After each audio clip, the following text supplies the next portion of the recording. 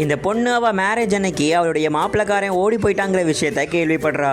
இவளும் வேகமா வெளியில ஓடி வந்து பார்த்தா அவனுமே பைக் எடுத்துட்டு சர்ன்னு பறந்து போயிடுறான். இப்ப இந்த பொண்ணுடைய ஃபேமிலி எல்லாருமே என்ன பண்றதுன்னு தெரியாம ரொம்பவே குழம்பி போய் தேம்பி அழுதுட்டு இருக்காங்க. கொஞ்ச நேரத்திலேயே இவங்களுக்கு ஒரு நியூஸையும் கேள்விப்படுறாங்க. இவங்களுடைய ஹஸ்பண்ட் ரொம்ப வேகமா ஓடி போயிட்டு இருந்ததுனால பைக் ஆக்சிடென்ட் ஆகி இறந்தும் போயிட்டாரு.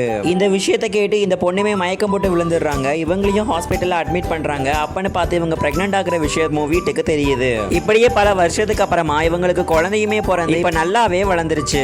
அப்பன்னு பார்த்து இவங்களுடைய வேலை பார்க்குற பொண்ணு இந்த பொண்ணுடைய கையை பிடிச்சிட்டு நாம இன்னைக்கு ரொம்பவே ஹார்ட் ஒர்க் பண்ணி உழைக்கணும், நம்ம ஹாஸ்பிட்டல் இன்னைக்கு விசிட் பண்றதுக்கு சிஇஓ வராங்க, அவங்க மட்டும் அப்ரூவல் கொடுத்துட்டாங்கன்னா நமக்கு சேலரியில எக்ஸ்ட்ரா போனஸுமே கிடைக்கும்னு சொல்றாங்க. அப்பன்னு பார்த்து இந்த சிஇஓமே உள்ள என்ட்ரி கொடுக்குறாரு. அவர் பாக்குறதுக்கு இந்த பொண்ணோட இறந்து போன ஹஸ்பண்ட் மாதிரியே இருக்கிறாரு. இந்த பொண்ணுமே அவரை துரத்திக்கிட்டு பின்னாடியே ஓடுறா. பட் அவருமே தன்னுடைய மாஸ்க் கலட்டினதுக்கு அப்புறமா இவளுக்கு எல்லா உண்மையுமே தெரிய வருது, இவர் இந்த பொண்ணோட ஹஸ்பண்ட் இல்லைன்னு.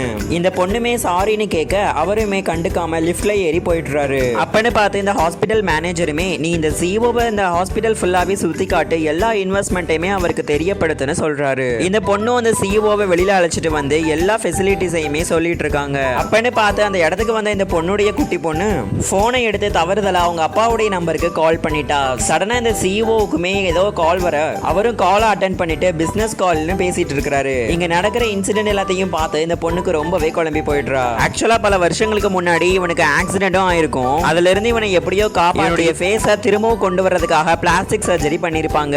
அதனால இந்த ஹஸ்பண்ட் பையனுடைய மொத்த ஃபேஸுமே மாறி போயிருச்சு. இந்த கதையோட நெக்ஸ்ட் பார்ட் வேணும்னா பார்ட் 2னு கமெண்ட் பண்ணுங்க.